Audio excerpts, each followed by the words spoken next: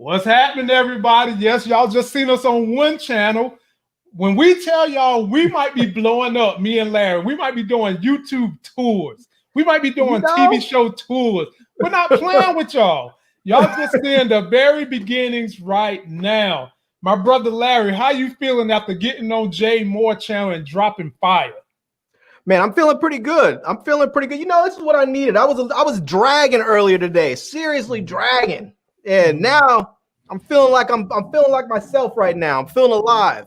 So you know, I will admit, man, that there are days when doing this live stream is a pick me up because of you, because of the great subscribers that follow us, and just the good comments and the good vibes that come from this whole thing. Because with this newborn baby, sometimes the days are really long. Sleep is very short. But the one thing I can say is that there's a lot of love, and that really helps the whole situation. So glad to have you. Everybody in the building. We're a little late because we were showing Jay Moore some love. Be sure to go subscribe to his channel. The brothers over there keeping everybody entertained, keeping you laughing, bringing up great topics that he wants people to talk about. And here's the baby. Oh wait, where's Baby L? Is she gonna make an appearance? Baby L is wide awake. Hey, baby. Hey, baby. There we go. There we go. You're in here in the bright lights. Everybody get to see you. Now, she don't like bright lights that hot, so she probably ain't going to be here but for so long. But say hey. Look at those cheeks. Say hey to everybody. Say hey. Say hey. You see your Uncle Crazy Larry? That's that crazy uncle that comes to the cookout right there. You ready to go back to mommy so you can finish eating? Daddy'll see you in a little bit. I want to stay with you. Oh, you want to stay in here with all the toys, huh? Oh, look at her. Got eyes on the belts, eyes on the comic books, but you got to go. She's about to put your helmet on in a minute. She probably will put that helmet on. I got to keep an eye on her. Bye-bye. So, ladies and gentlemen, that is my little munchkin, my little bundle of joy. No matter how tired I get, when she starts giggling at me, it's all worth it. It's all worth it all over again. But we've got a good show for you guys planned today. We're going to talk a little bit of power. I've got some more news about Coming to America #2, Larry.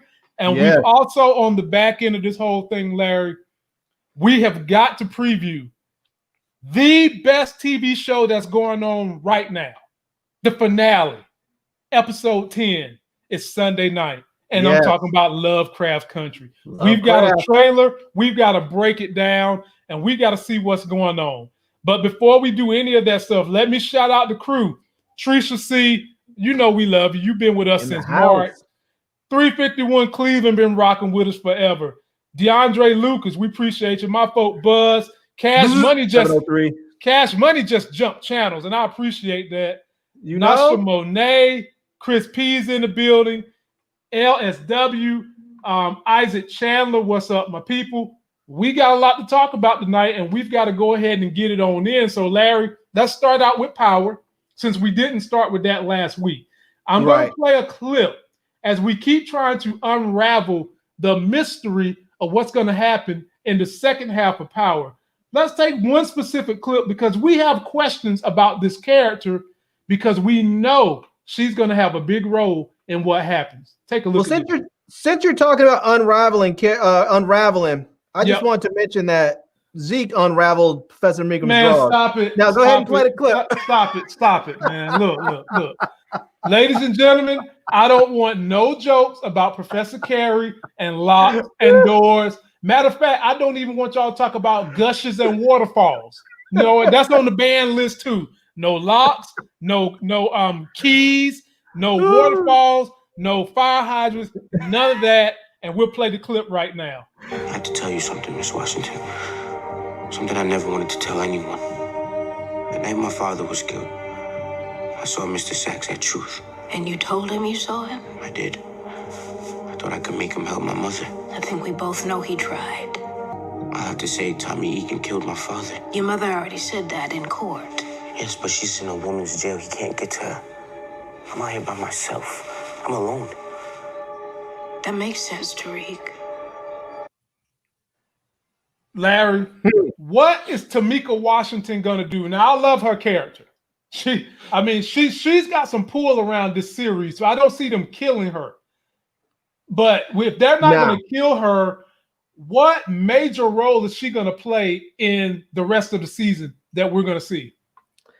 I think she's gonna be worried about Tariq, and she's gonna tell Tariq, "You can hide out here," and then Tariq's gonna smash. Man, stop it, man. No, I'm just saying. Man, I think that might happen. I think it might happen. The way she was looking at him, like, "I feel so sorry for you." That makes sense, Tariq. You know, she's living in that nice place by herself, so she's got extra bedrooms. And at some point, Tariq's gonna be like, "I think someone's after me." He's gonna come over there saying, "Can I hide out here for a minute?" She's gonna say, "Sure." She's gonna give him a little throw pillow and a blanket. And the next thing you know, she's going to check on him, and then that's where it's all going to go down. Man, why y'all keep trying to give all these women to Tariq? Ain't his plate full? His plate is full. His plate is full. You done gave him Effie, Diana, Lauren, Drew, Professor Carey. His plate is full. He can't handle no more women. I mean, his plate is full. So he can't. He doesn't even have time for them. He's too busy training for the Olympics with all that running that he's doing. I'm telling you, I need to see his shoes because I want to get me a pair. Because they should have had a shoe sponsor deal for him on this show. Man, he must be wearing the same shoes the Flash wear from the Justice League because he stay on skates. And I want to know what shoes he's wearing so I can get me a pair. But in all honesty, he might be wearing those shoes that A-Train wears. He could be. Could be. But in all honesty, jokes aside, what do you think Tamika's role is going to be? Damn, it's been spilled all over myself. I think I think Tamika is actually going to end up being an ally of sorts with Tariq, because I think she likes to sort of play things by the book. I don't know if she's going to really how much she's going to help him, but I think she will help him. But I think because she likes to play things by the book for the most part, I think she's probably going to end up helping Tariq because she's going to realize she can't take that information and just sit on it. And so she's probably going to end up going to Sax and telling Sax, like, "Hey, bro, you need to recuse yourself from this case." Maybe she goes to the judge and says, as an officer of the court, I feel I'm obligated to bring this to your attention. Something. I feel like she's going to do something with it. So who's she going to double cross? Because she's in a rock and a hard place now. I don't think she's going to double cross anybody. I think she'll tell Sax straight up, I have to do something with this info because he knows that she's legit. I think that's part of the reason why he deals with her is because he knows she's legit. Well, either way, someone in this situation, Larry, is going to get hurt because let's just say she stays with her integrity. Davis McClain is pulling her one way. Tariq is trying to pull her one way, and Cooper Sax is trying to pull her in a different direction. But now Cooper Sax and Davis McClain is trying to team up to pin it on Tariq. And with Tamika knowing what she knows about Tariq, it looks like it could be her and Tariq teaming up to be against Sax and Davis McClain, but she just doesn't know that yet. I mean, that's all possible. I think she's going to be fine, though. I think she's going to end up giving up the ghost about what. No, she's not going to give up the ghost. She's going to tell what Tariq told her. And as a consequence, Sax is going to suffer, but he's still going to come out on top. Or at least he'll still be in the game. But I think at the end of all of this, I think what's going to happen is that I think that Stearns is going to end up really helping Tariq somehow. I think that's what it's going to. I think that what's going to happen because Stearns wanted Ghost and he couldn't control him because Ghost was too smart at the time. He'd been in the game too long. He was too smart. I think right now Tariq is young enough and inexperienced enough. Even though he's smart, he's still young enough and inexperienced enough. I think Sax can control him if he wanted to. And so I think Sax is going to come in at the last minute, end up helping him out, probably help get Tasha out of jail, and then he's going to end up putting Tariq to work for him. You think? Nah, they're never going to let Tariq be working for Cooper Sax. No way. No, not Sachs, Stearns. Not Stern. Sachs, Stearns. Okay, Stern. Okay. Yeah. And we know, and we do know that Stearns has a history of being dirty. Like most of Right. those super richy billionaire dudes, they crack some eggs. We can honestly say they crack eggs, Larry. Right. And with him being an egg cracker, You know who else is an egg cracker? who's that? Zeke. He was cracking those eggs left and right. Man, come on. I'm just saying. Man, this look like an egg that can be cracked? Absolutely Man, not. he was cracking her eggs left and no, right. No. She might be pregnant right now the way he did Man, her. stop it. Stop, man. She might be pregnant. Here y'all go, man. Here y'all go. If you don't want me to start picking on Ramona, you better leave her alone. Ramona can hang. Ramona can handle. I don't have to worry about Ramona. Ramona can hold her ground. So I think Ramona might be from Florida, from a stand your ground state. She can stand her ground. Hey, well, you know what? I've heard they got earthquakes in places like that nowadays, so the ground will shake. She can stand all she wants to, but she might get a little shaken. Here's another wild card, I think. He's proven to Tariq that he's tough. He's proven to Tariq he's down for the cause. Are we really to believe, my boy Larry, that him and Tariq are really and truly the new Ghost and Tommy? I think so. And I think the interesting thing is that they're sort of like an upgraded Ghost and Tommy, because they are, Tariq, obviously people who know Tariq is coming from a family that has had some issues publicly, but he's basically a rich kid. He's a rich, privileged kid. He just happens to be black, but he grew up with money, living in a penthouse with a dad who was an entrepreneur. And they went to, he and his sisters, they went to private schools their whole lives.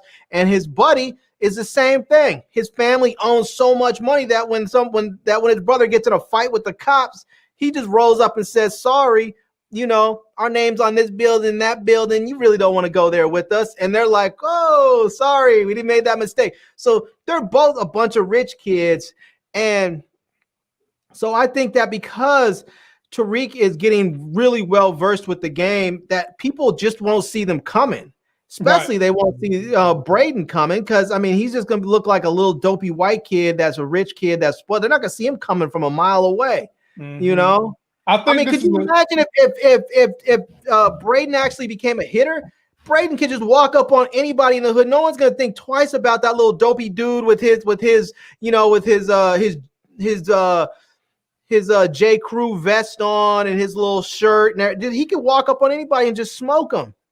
I think that the dynamic they've created with him hooking up with someone who has white privilege it's so many things you can do with that storyline, to be honest with you.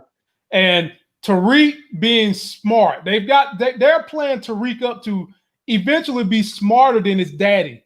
Just look at where they're going with them, and look at how they're doing their drug business using technology. They're using technology. They're pretending like they're tutoring, and each grade of tutoring is a different drug. And then they done leveled up their game, and now they've got a billionaire's boyfriend as a pawn. And not only that, but I guarantee you that billionaire, husband, because I think he said they was married. That billionaire husband is probably not supposed to be kicking up a whole lot of dust, because Stearns probably don't want that to be quite as public as he would want it to be. So Tariq is in bed with all these characters who are cornbread white dudes who are using technology to utilize their dirty, underhanded deeds.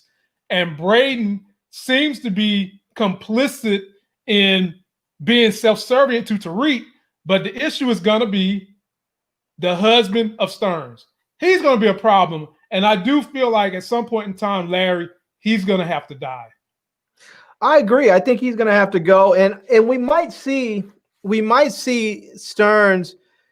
We might see his vicious side, because you don't get to be that rich and that powerful without getting your hands dirty at some point. Not unless you inherited your money, And from my understanding, this dude worked for his money, and so I could see Howard Stearns at that point when maybe something starts to come out about this company and this app, where he basically tells dude, look, you went behind my back and did this, and maybe his husband overplays his hand, and Howard Stearns takes him out.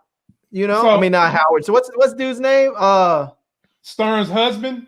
Yeah, Stern, but I forgot his first name. Whatever his first name is. Oh, we won't even worry about it. Simon. Yeah. His name is Simon. Simon, right? I couldn't call him Howard. Simon Stearns.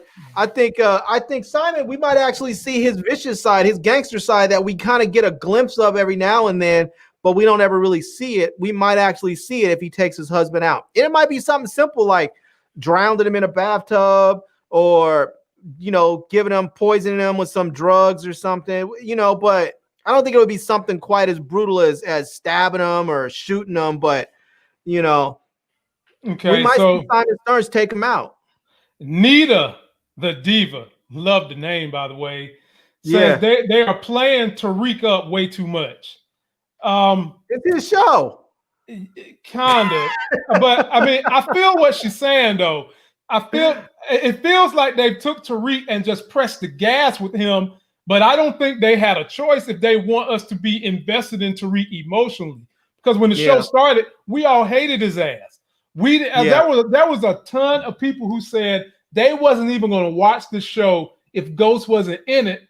And here we are, five episodes in, and the ratings for this show are better than Power season 6. 5 episodes in. So obviously people are watching it, and I don't think they had a choice about rushing Tariq's character, because if not, who are we supposed to be invested in? Monet, Drew, Tasha, So they had to do it that way. And she made another great comment. She said, "What if they take out Stearns' husband, who's going to wire the money?" I think they can easily write anybody else to come in and do the money wiring. I think personally, they can figure something out. Yeah, they can figure that part out pretty quick. They can figure out some. They can have I think part of their issue is going to be is right now is that they're making money, but a lot of that money that they're making, I don't know what Braden's doing with his money, because it seems to me like Tariq's using all his ends to pay for his mom's defense. So I don't know what Braden's doing with his cut, but it seems to me like a big problem is going to be once their business continues to grow like it's growing. What are they going to do with all that money? I mean, they figured out a way to wash the money, but it's still going to, at some point, people are still going to wonder, like, how'd you get all this money? So where did it all come from? Here's one that they could do, because Tariq is in bed with Braden, who is rich, and his parents have buildings on campus. That most likely means they have an endowment. And if they have an endowment, they probably got a nonprofit. You could literally wash your money through either the endowment or the nonprofit, but somehow or another Braden would have to get control of that. And that in itself could be a whole nother story, getting the family entangled in something they don't want to be entangled in, because they give Braden control of either the endowment or the nonprofit. Right. Well, it'll be interesting, Braden, since Braden is at the strip club spending his money. Yeah, he might be spending his money and buying, and hanging out with that little, the little purple troll doll that he hangs out with, Talking about Sax's niece. Yeah, Sax's niece, Uncle Nancy's niece. So, I mean, it'll be interesting to see how it plays out. I think that they have a lot of room and a lot of story that they can work with here. I mean, I admit when I wasn't thinking that they had much room to really play with, but what's her name was saying that Tariq was her favorite character. I guess I just didn't see the vision. Apparently she had it and saw it and is making it work. Cause I was like, because I remember I said I was one of those people. I was like, this is the least interesting character. This is the last character. I shouldn't say the least interesting, but he was the last character that I wanted to see with his own show. Right. Like I would have been happy if Tasha had her joint, Tommy's joint. I was hoping they would have kept Ghost alive and did like a political version of him up in in Albany, but they're making this work. This is a good show, no doubt. I mean, I have to just go ahead and what do you call it when you make a mistake and you have to say not apologize, but whatever. I just have to. You're gonna recant your statements? I'll recant my statement. There you go. I'll just recant my statement. The show's good. It's solid. I was wrong. They made the show right. Or you could say it like this: it's a good show, but it ain't better than Lovecraft Country. No. Right now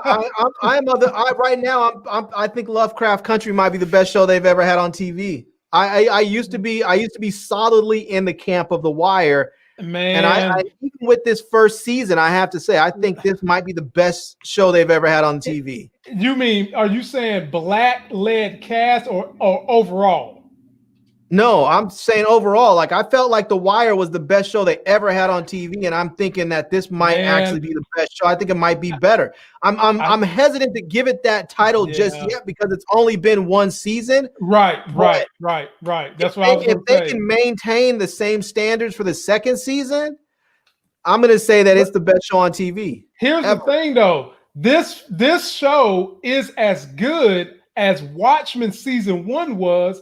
But the issue I have with Watchmen is the same issue you just posed. We need more seasons because Watchmen was a damn good show. Regina King being the lead, and my man, the black dude that played Mantis, wind up being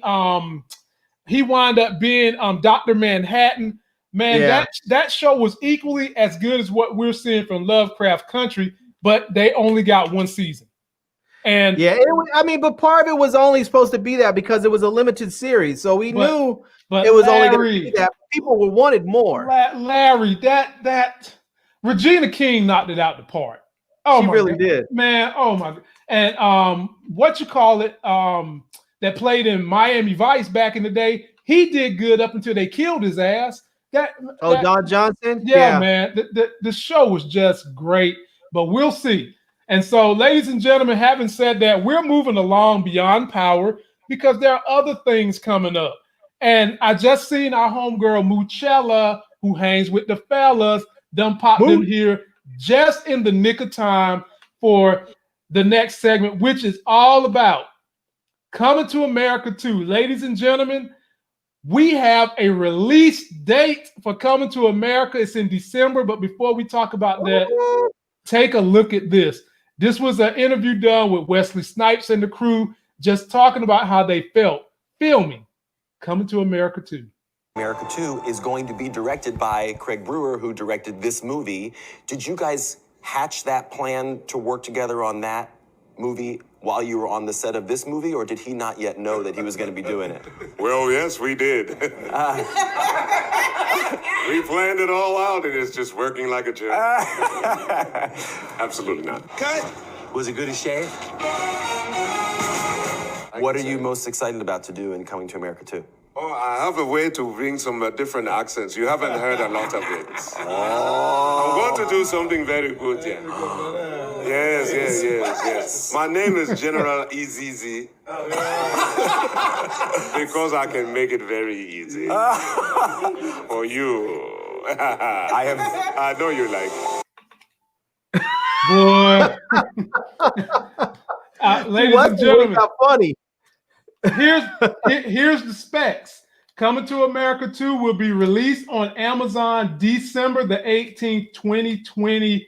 You will all be able to see Hakeem as he learns he has a long-lost son in the United States and must return to America to meet the unlikely heir to the throne of Zumanda. Not Wakanda, but Zumanda. A sequel to the 1988 comedy hit, and I'm hoping this is going to be a hit. But Larry, why would he have who would be the baby mama? Didn't he take his queen back to Zamunda with him? So did he sneak back to America and get some of them American panty draws? What happened? I don't know. They're gonna have to explain that. Like, because that's what I was thinking. I was like, from my understanding, that he took homegirl back. Yeah, he took the queen back with him. So how in the world is there a long lost child in America that's making them come back? Man, yeah, I don't know. They're gonna have to explain that one to us. Yeah, they're gonna have to explain that one because it doesn't make any sense. But there's no continuity from my understanding. But they're good at writing stuff in. So and I think I honestly think it's gonna be good. I don't see Amazon paying $125 million if they didn't think it was going to have some chops, And it's not like they're going to be charging anything extra. In order to see it, you got to be a Prime member, but they're not charging an additional fee on top of Prime for you to see this movie. So they spent all that upfront money with the expectation that this movie is going to either engage the current Prime members, or it's going to draw in more Prime members, or they might be trying to reach out to a greater minority community. Larry, what do you think? Honestly, for $125 million, I think this is really just sort of like Jeff Bezos saying he wants to go to the movies and see this and he can't see it. So he's like, I'm just going to buy it so I can watch it. And since I have it, I might as well throw it up on Amazon, because $125 million for him is basically like a $20 movie ticket for us, you know? So, yeah. Well, right honestly, now, man, I think it's just a loss leader. This is what Amazon does. Amazon charges people $29 for a Fire Stick or $39 for a tablet. It's a loss leader. They're making products where they're either breaking even on them, or maybe even sometimes losing a little bit of money, because it helps the people buy more Amazon products. So if you go and you have this thing, you're like, oh, maybe I'll get the 30-day trial so that you can watch it. You get the 30-day trial, and then you start ordering some stuff because you're like, oh, I can get Amazon Prime with this now. I can get my free 2-day shipping. So you order a few things, and then the next thing you know, you're like, oh, I want to cancel this, but I'm about to order something. So I'll just order it after. I'll keep it for one more month and then order it. mm-hmm. So you keep it ordered. Next thing you know, you're locked into the whole Amazon ecosystem. So do you have a fear? Do you have a fear that this movie could be so bad that it ruins the mystique of the first one, or do you have confidence that it's going to at least be decent? I don't expect it to be better. That's not an expectation. But I do expect it to be decent. I expect it to be good.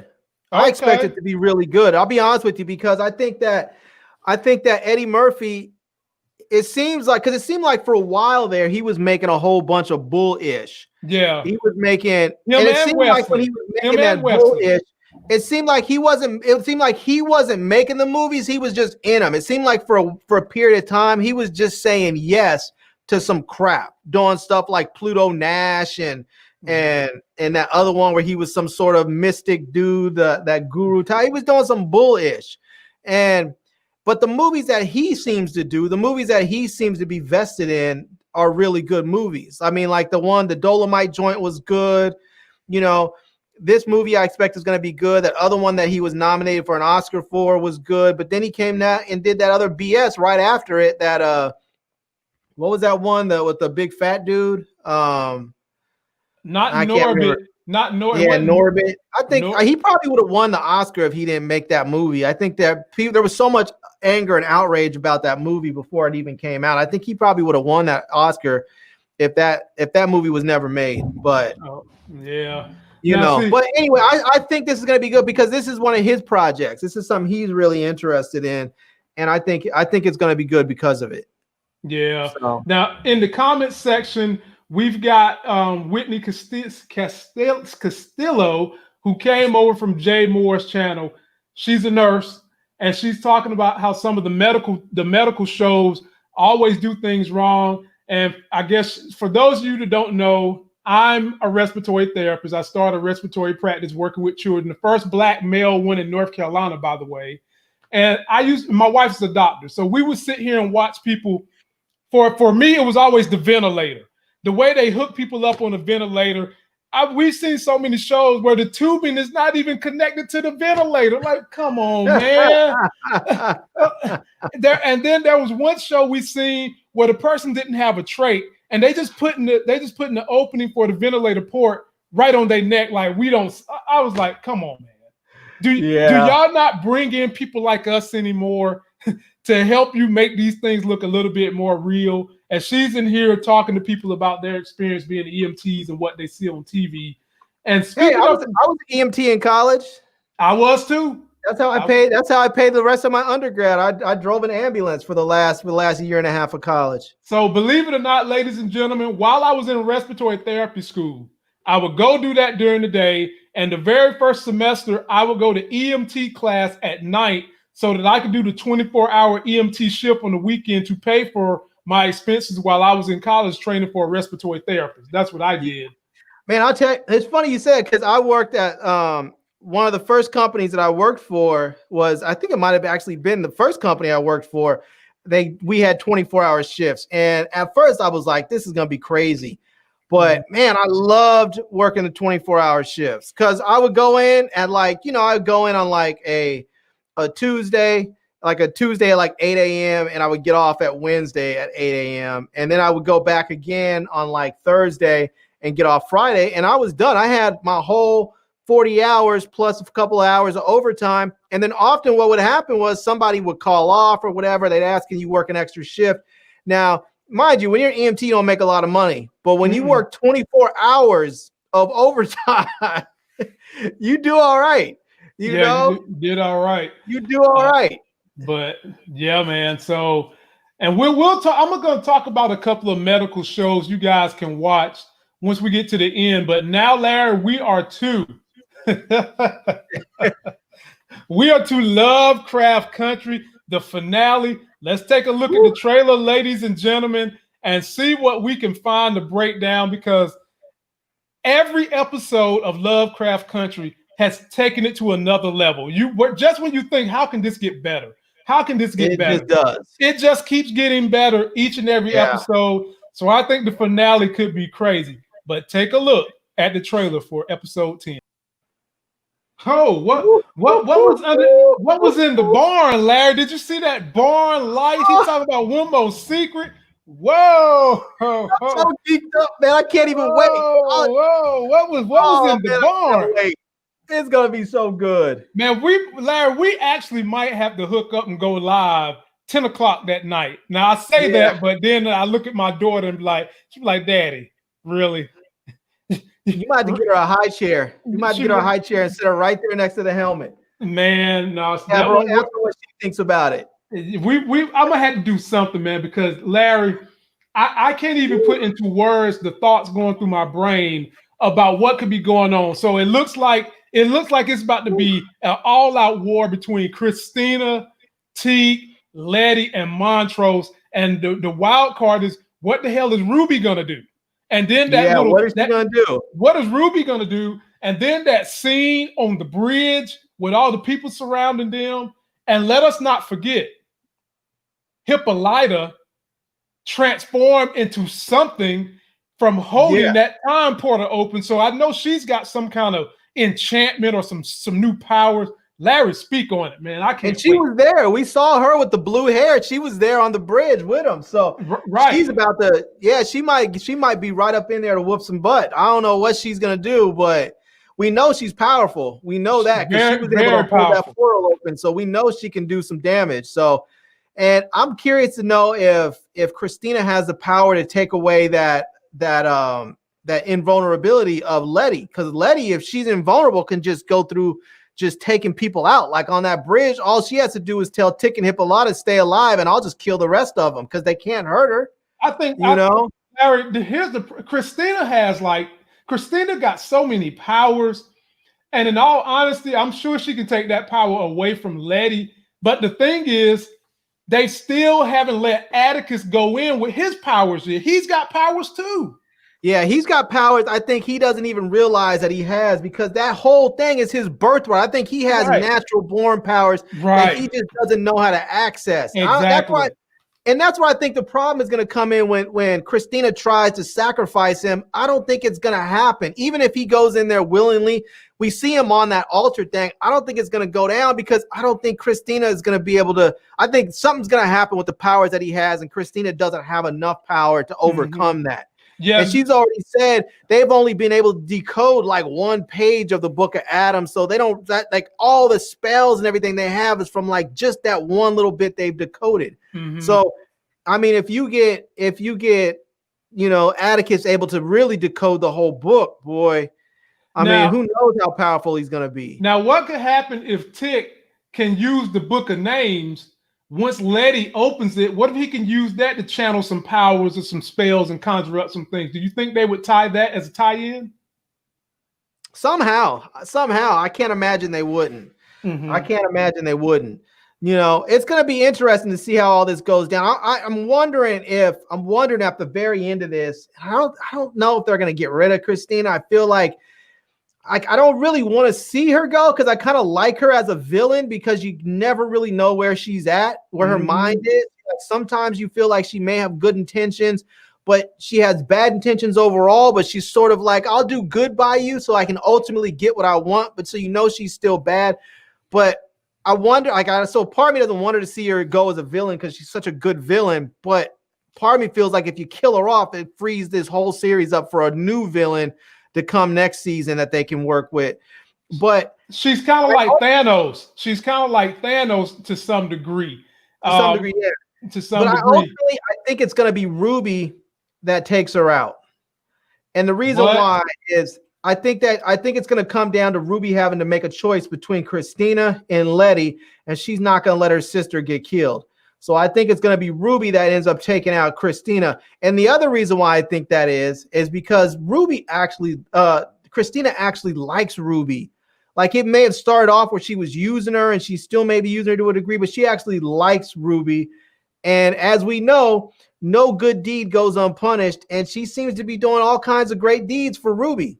And I think she's going to be punished for it.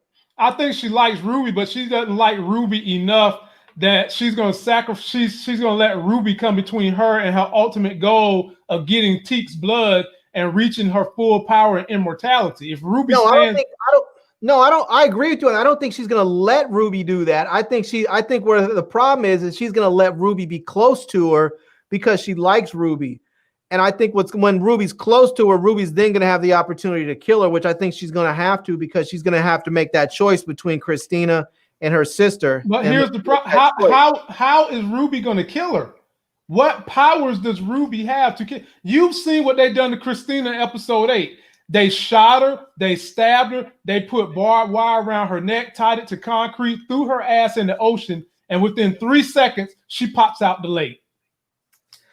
Yeah, I don't know. That was deep though, boy. Wasn't it crazy? That was crazy, man. Because what do you say? You have no idea what that experience is like, and she was like, "You're right, I don't." So I want to experience it, and I was like, "Damn!"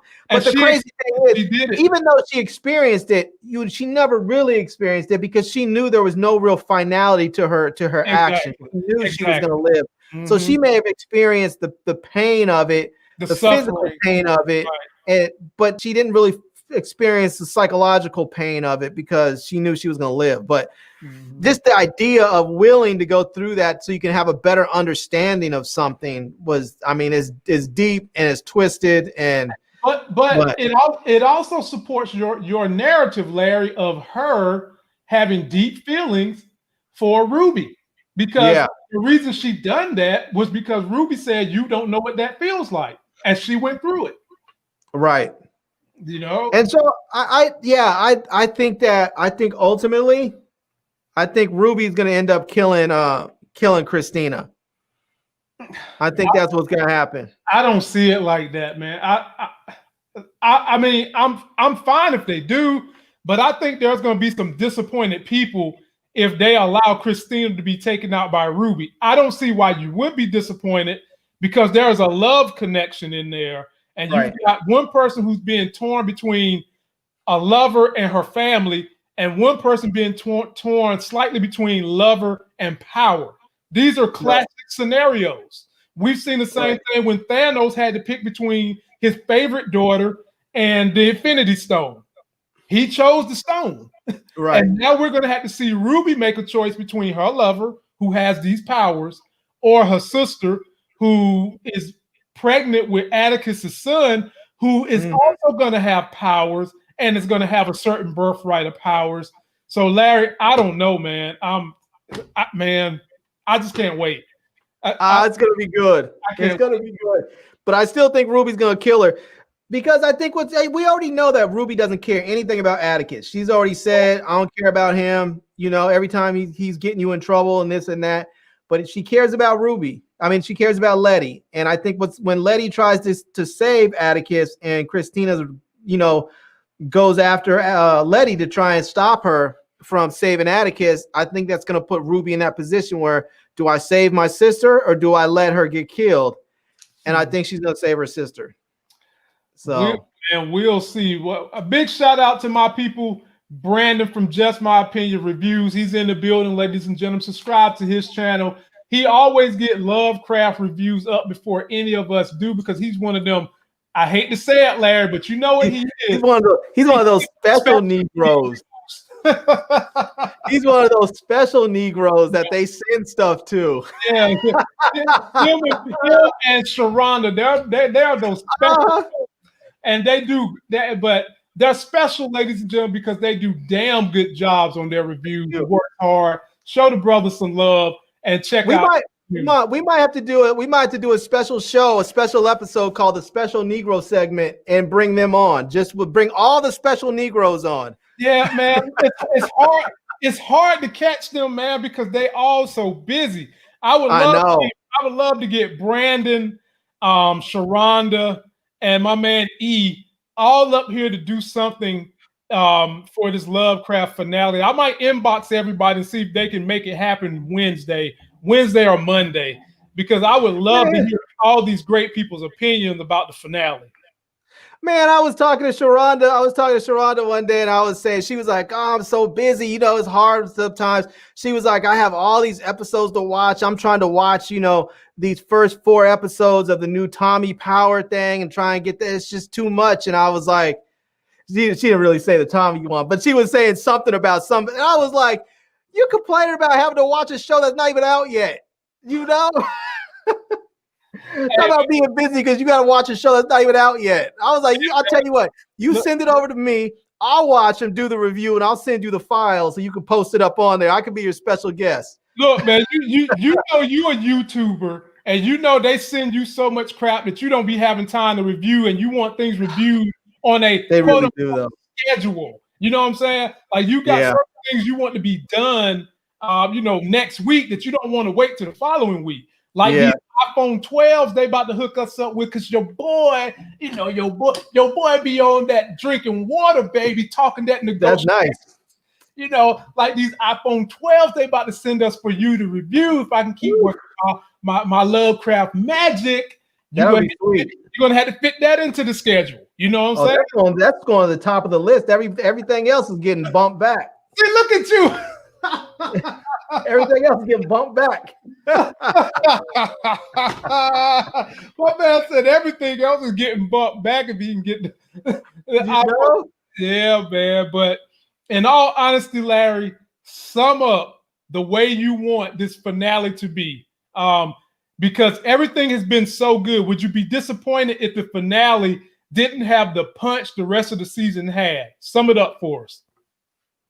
Man, I want to see Hippolyta on that bridge, and I want to see her turn into Storm before there was even a storm, because they're like in the 1950s. I want her to be the precursor to Storm and start shooting lightning bolts out of her fingers and everything else. I want to see her just go straight ham on people. And then I want to see Hippolyta. I mean, not Hippolyta. I want to see Ruby really mess with Christina's head and do some straight gangster stuff, like take that serum and transform herself into something like her dad, or transform herself into Christina herself. Do something totally crazy and then kill Christina. Like, I would love to see Ruby transform herself into Christina and kill Christina, and then Atticus and Letty and them are like ready to kill her because they think she's Christina. And then all of a sudden she peels off all that crap, all that Christina skin, and it comes out as Hippolyta. And then you're left with this confusion. Not Hippolyta, it comes off and it's Ruby. Then you're left with this confusion. Is it really Ruby? Or is it Christina fronting as Ruby, fronting as Christina? Exactly. I was going to say that. It would be so lit if they have it where we think it's Ruby, but then they look into her eyeball, look into her soul, and it's really Christina fronting as Ruby.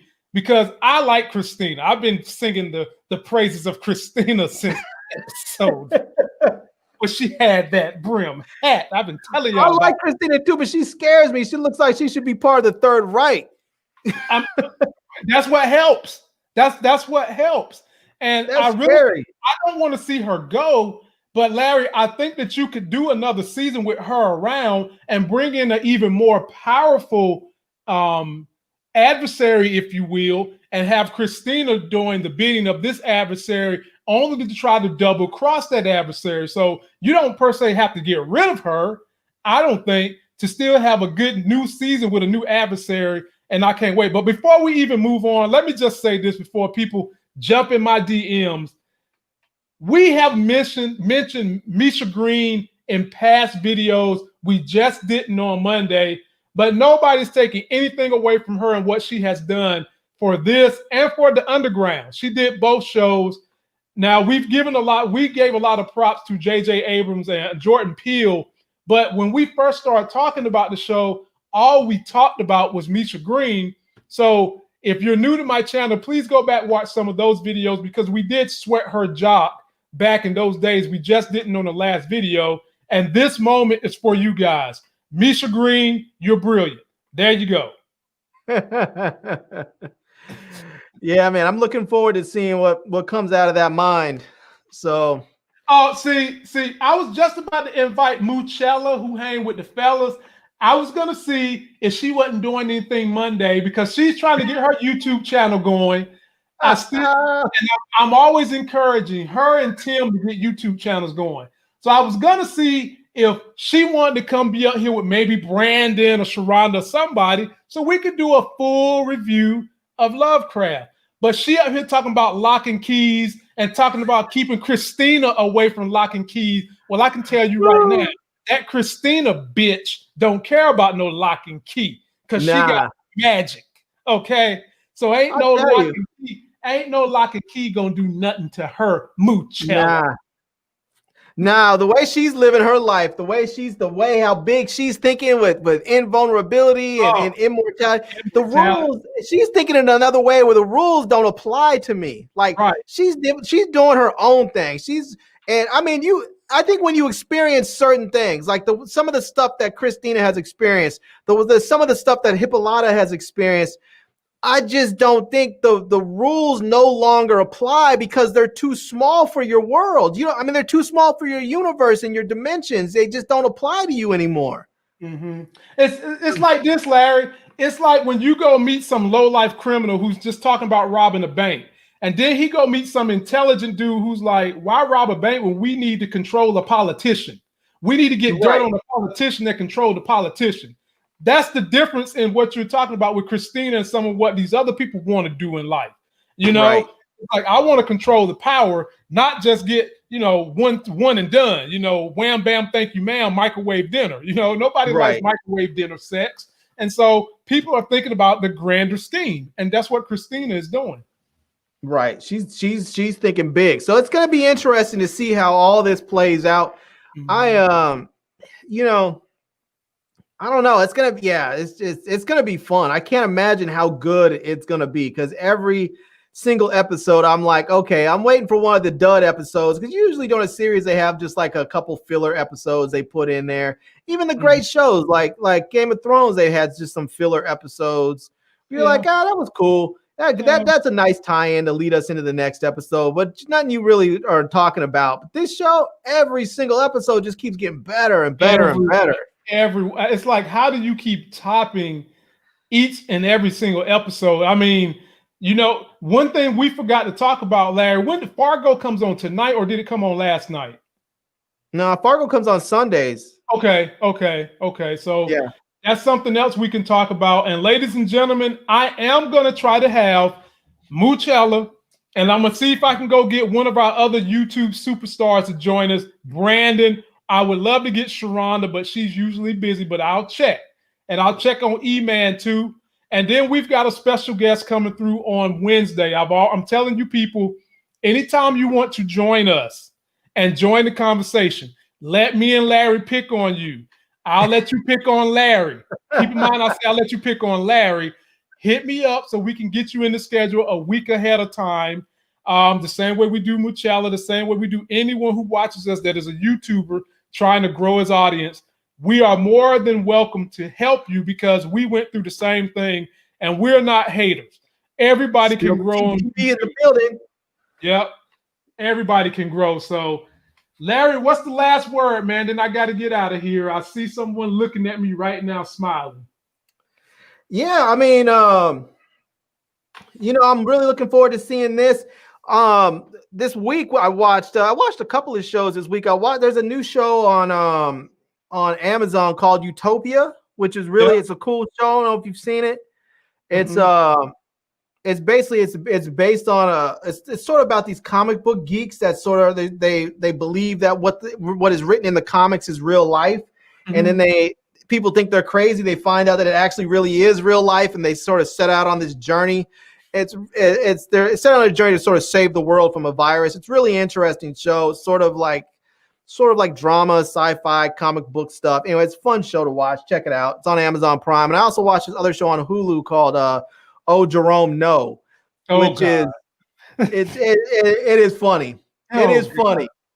It's about this black dude he's a really sensitive, loving black dude that's just got all kinds of issues, and it's just funny. It's about him trying to find his way through New York City and through finding love and everything else, but he's just super sensitive and ridiculous and all kinds of stuff.